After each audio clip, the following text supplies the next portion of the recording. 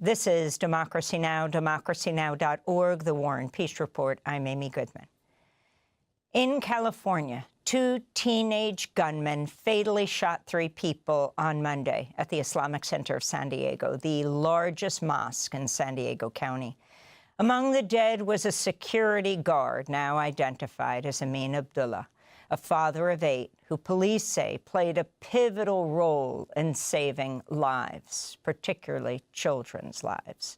The suspects, aged 17 and 19, were found dead from apparent self-inflicted gunshot wounds in a car near the scene. Police are investigating the attack as a hate crime. Law enforcement officials told CNN hate speech was scrawled on one of the weapons. A suicide note that contained writings about racial pride was also found, according to officials. CARE, the Council on American Islamic Relations, noted the attack comes as anti-Muslim bias complaints reach their highest level on record, with 8,683 complaints filed nationwide. This is Taha Hussein, the Imam and Director of the Islamic Center of San Diego. My community is mourning. This is something that we have never expected to take place. But at the same time, the religious intolerance and the hate, unfortunately, that exists in our nation is unprecedented. All of us, we are responsible for spreading the culture of tolerance, the culture of love. All of us, we are responsible from whatever position we have as parents, as media people, as elected officials, as law enforcement, as religious leaders. All of us, we can do something to protect our nation, to protect our society. And please, I have one request to the media. Stop sharing the picture of the victims. Let the families mourn. Let them pray, as we do always at the Islamic Center of San Diego. It's a house of worship, it's not a battlefield. Come on. People come to the mosque to pray, to socialize, to celebrate, to enjoy their time together. Muslims and non-Muslims alike, everyone have been always welcomed. Our doors are always welcomed. We never ask people when they show up at the door of the Islamic Center, we never ask them whether you are a Muslim or not, who are you? Because everyone is welcome. So let's do our best to spread this culture of love and tolerance and sympathy for the sake of this nation, for the sake of the future generation. That was Taha Hussein, the Imam and Director of the Islamic Center of San Diego, attacked on Monday. Police said they'd begun a search for the 2 teenage gunmen 2 hours before the attack, after the mother of one of the shooters called police. This is San Diego Police Chief Scott Wall. She believed her son was suicidal, and she began to share information that several of her weapons were missing. Her vehicle was missing, in addition to her son. She also said that her son was with a companion, and that they were dressed in camo, and that is not consistent with what we would typically see from somebody that is suicidal.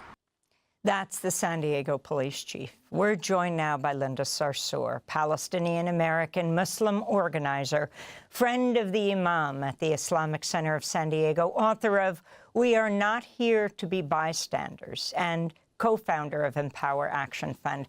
Linda, thanks so much for joining us again, but under these incredibly sad circumstances.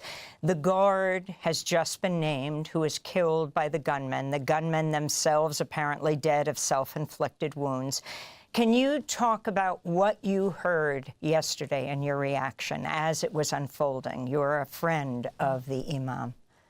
I immediately saw a tweet on X that said that there was a shooting at the Islamic Center of San Diego, and I immediately texted Imam Taha Hussein, who's an old friend of mine, and I said, "Are you okay?" And he immediately called me back and said that we are in a lockdown right now. There's been an active shooting. At that moment, he had not known about all the fatalities, but they did know about Brother Amin Abdullah, who was the armed security guard of the mosque and a father of 8 and a wonderful, incredible human being that I also had the honor and privilege of meeting myself. There are also 2 other adult males that were also killed in the shooting. One of them is Brother Mansour, also known as Abul Izz. He is an elder, a caretaker of the mosque, also was running the Islamic bookstore at the mosque, and just a beloved kind of uncle in the community. Another one is Brother Nadid. Brother Nadid is a neighbor of the mosque, a congregant, someone who is heavily involved in the mosque itself. It's just a very devastating experience. There is also about 200 kids in a pre-K to 3rd grade Islamic school that is a part of the Islamic Center of San Diego, who are also on lockdown, hiding under,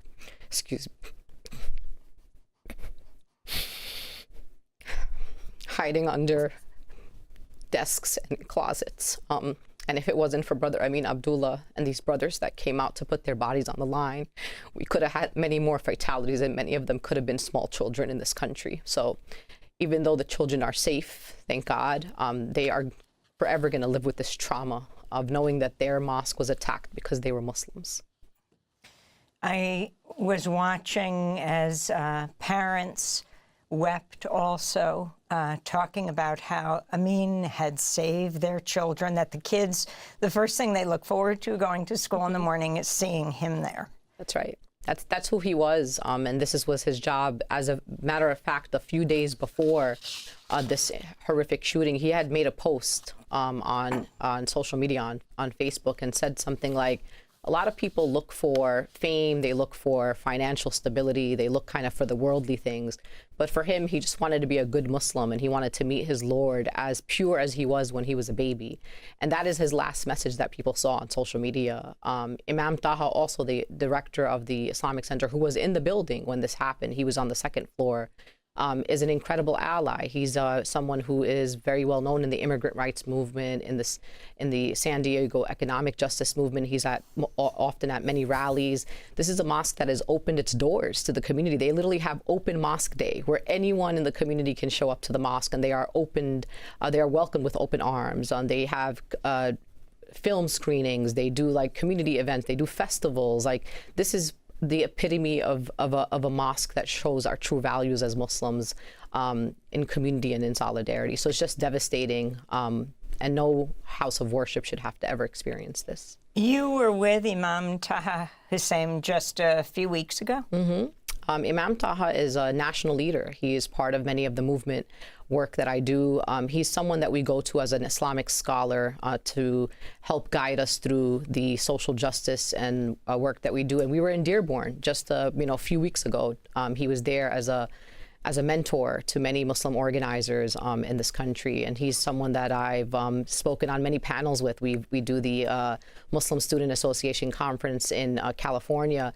Just someone who's always at the right place at the right time, and very encouraging, and of women leadership in our community, of youth leadership in our community. And so it's just devastating to see that his mosque was targeted as someone who has poured so much into our community and movements. Can you talk about what you understand the mom of one of the alleged shooters? Kane Clark was, I believe, 17. Mm-hmm. He was with Caleb Vasquez. These 2 now dead teenagers have been identified. How the mom got in touch with the police hours before. I think she had a cache of weapons, but she saw her guns gone and her car gone, and her kid was dressed in camo with the ammo. And as the mayor, as the police chief said, even though he had left a suicide note, that is highly suspect when they're putting on camo, obviously. I mean, we can't deny, Amy, that there's been increased political rhetoric against Muslims in this country, and the ways in which Muslims are treated. Even after this horrific shooting, right-wing MAGA accounts, some of them verified, some of them high-profile, have begun conspiracy theories or have actually blamed the mosque itself for their own shooting that happened there. It is absolutely horrific to see the ways in which elected officials, anywhere from Randy Fine to the members of Congress who have started this, what they call the Sharia Free Caucus, people are not held accountable for their anti-Muslim hate. Anti-Muslim hate is one of the few types of bigotry in this country that is acceptable. You don't lose your job. There's no consequences for it. And here comes a 17-year-old who is probably brought into all this propaganda. He's wrote a suicide note. The officials are saying that there was hate rhetoric scrolled on the weapons, which also tells me how long were your guns missing? How long did it take him to scroll, hateful, rhetoric on guns? Also, how is the mother storing her guns? Did you just leave them around? Was there no key? Was there no way for this to be protected so that your child does not go out and kill innocent people at a mosque? So there's something very, strange that's happening here. But I will say this about the 17-year-old and also a 19-year-old. I'm sad, Amy, for them. I really am sad. They're too young for this type of hate. And the fact that it drove them to the point where they went to a mosque and they shot innocent people and could have shot children. I mean, the fact that there's an Islamic school, if it wasn't for Brother Amin and the brothers that interfered, we literally could have had dozens of children who would have been literally shot and killed. And the thing is, we've seen this before. We saw it in Sandy Hook. We saw it in Uvalde. And so for me, I'm just like, it's an issue around, let's end this anti-Muslim hate. Let's make sure that there are consequences for people who propagate this hate, for media outlets who propagate this hate. And also, let's get some sensible gun reform. How did this mother get were they registered guns? How was she storing them at home? How did your son wear where did your son get cameo from? Like wearing, the whole thing just seems like it just doesn't make sense. During a televised news conference on Monday, a woman disrupted the news conference just as San Diego Mayor Todd Gloria was beginning to speak. She accused him of emboldening what she called Zionist propaganda. Thank you. Direct result of your leadership! Your leadership! Our Muslim brothers and sisters have been talking to you for how long? You have to listen to them, Todd. Just like you did with ICE. It was golden ICE. It was golden Zionist propaganda. And you'll keep doing it as long as it lines up. So after that, the mayor began speaking, but she referred to him as Todd, which was his first name. Linda Sarsour, I don't know if you could make out what she was saying, but if you could respond. She was saying basically to him that this is that you're part of the problem. That this is because you've emboldened this hateful rhetoric. Like she was basically holding him accountable. Mayor Todd, in the course of genocide, has condemned Palestinian organizers. He condemned Palestinian students. He would never show up to any events led by Palestinian American or Muslims that were related to the genocide in Gaza. And he continued to vilify folks that organized around the genocide. And he is someone who has aligned himself with right-wing Zionists and others. So I think, again, who you ally with as a leader of a city, right, like San Diego, tells me where you stand. If you're going to be willing to stand with people who are condemning, vilifying, dehumanizing people who are standing up for justice for the Palestinian people, then you're part of the larger problem that we have here, which is reaffirming anti-Muslim, anti-Palestinian, and anti-Arab hate. You know this, Amy, in this country. People don't know the difference between a Muslim, Arab, or a Palestinian. And that's the problem here. And so all these things are conflated. In the past, this mosque has been targeted during genocide by right-wing media. There was a New York Post article that just literally got published yesterday after a horrific shooting that basically said the shooting that happened at an Islamic center with a history of controversy. Like they're instead of reporting the news, they're telling us that there's a controversial mosque here. What does that have to do with what is happening to these people? The far-right political activist, Trump ally Laura Loomer, posted a message on X on Monday reading, "The mosque that was, quote-unquote, supposedly shot up today. Just remember the people who attend this mosque want us all to be killed. We will be told they are such amazing people. I'm not advocating for violence. I condemn violence. I'm showing you how evil this mosque is and always has been. It should be raided by ICE and the FBI," she tweeted. In a follow-up tweet, Laura Loomer called for the DHS to, quote, deport every Muslim in America back to the Middle East, unquote. Your response, Linda. And this is exactly what's across the entire internet. That's it. This is the conspiracy theories blaming us for the tragic and horrific shooting that has happened at this mosque. And this is the kind of rhetoric that's acceptable. No one else, Amy, would be able to say something like Laura Loomer about any other religious community. Again, for us, it's acceptable. Her posts won't get taken down. There will be no consequences for a Laura Loomer.